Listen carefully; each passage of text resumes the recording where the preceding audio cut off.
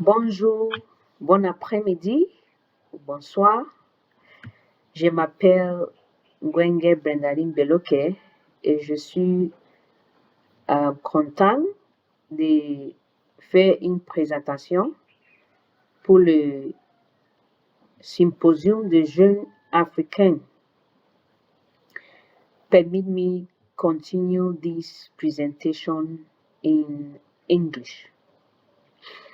I am thrilled to present a study titled Women in Football Career, focusing on the challenges and the progress. And it is a social media research. This study runs down from the introduction. We are going to come out with the problem, the research questions, objectives, the methodology to in order to achieve these objectives, the results is going to make conclusion and then makes recommendation as well as policy relevance. Football generally is a game that brings together people. It's a game that unites people, that makes people to reduce the level of depression. It encourages freedom amongst people. And so this is a game for all and should be encouraged. But however, women are not experiencing this same advantages of football. So there is a burning issue here, which stems from a cultural perspective. The perception of people seeing women in football. Women are also highly marginalized. And we see that when it comes to football, there is no place of gender equality because culturally, people are, some culture in Africa do not encourage or see women to actively take part in this soccer game. To them, women should be at home and take care of domestic chores, and so should not be in the pitch. In some societies, women are called as prostitutes once they find themselves engaging into these sporting activities, which we all know is an activity that unites people, that brings freedom. Yet, women are not given their rightful place. And so we are also seeing the role of social media in promoting the awareness of women in soccer. There is a lot of social media gap. We know how social media can be used to create awareness in this contemporary age, in this 21st century, but it is not the case. Another issue that women are facing is the fact that their stadia are not being improved upon. We also have a statement, permit me, made by the former president of FIFA, Mr. Blatter, who said that to promote this soccer game for females, they are encouraged to put on tighter shorts. Why women? Why are women always the ones to face such challenges? Despite the need for gender equality, we find women still being marginalized. So in order to achieve or find answers to our research questions, first of all, were what is the role of Facebook, the role of TikTok, the role of YouTube in contributing in the creation of awareness of women in football, because we know that social media is playing a lot of role to promote and create awareness. So we want to look at real-time data which is associated with social media. Now, to find answers to this question, the researcher made use of mixed method research design. But before that, this work is built on the feminist standpoint theory. which was coined by Sandra Harding, it explains that the knowledge of an individual depends on the social standing of the said person. Of course, it is true. Your knowledge of happening depends on how the area in which you find yourself, your belief, your social standpoint. Because, for example, many culturally, because people came and realized that women should not, should not be engaged in football, that has given them the knowledge to do what? Not to promote women in football, because that is their social standpoint.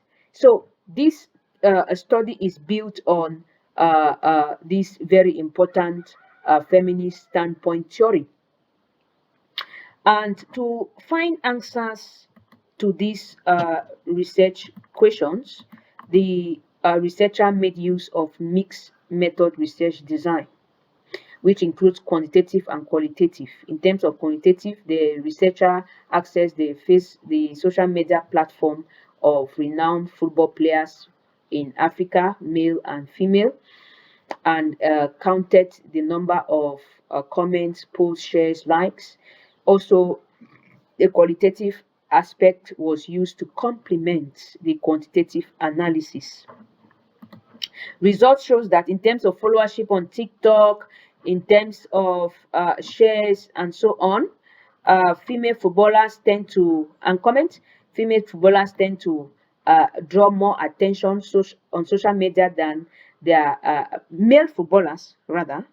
Male footballers tend to draw more attention on their social media platform as compared to their female counterparts. If you look at the researcher focus on Senegal, Cameroon, South Africa, as well as Nigeria, which are countries that are known to be actively involved in football when it comes to Africa. The researcher also tried to compare the number of comments when it comes to WAFCON finals, and he has no match with the the the the the the the the the the male African Nations Cup, AFCON. So if you look at the followership, Sadio Mane has 720K. There is a female counterpart. We couldn't get the exact figures. Andre Onana in Cameroon has 14.5K. Gaye Namwet in Cameroon has just 2K as followership on TikTok. Asitat has 697, while Victor Osimhen, who is upcoming, has 86K. And within the nearest time period, we think that if this social media gap continues, he's going to overcome Ashola Asitat. So if you look at the AFCON hashtags on AFCON and ALCON, which is the African Women Cup of Nations, the AFCON has 543 and ALCON 77.2K. Qualitatively, the researcher issued questionnaires and to get respondents' feedback on the awareness of women in football, and realized that the media is not giving enough attention to women's soccer, inadequate media coverage for women's soccer. And all of this stems from the fact that most people do not prioritize this soccer game. And so this narrative, this paradigm has to be changed. Social media has proven to bring people together in order to champion greater parity in women football. However, the government and national authorities do not still place women football, give them the place that they deserve.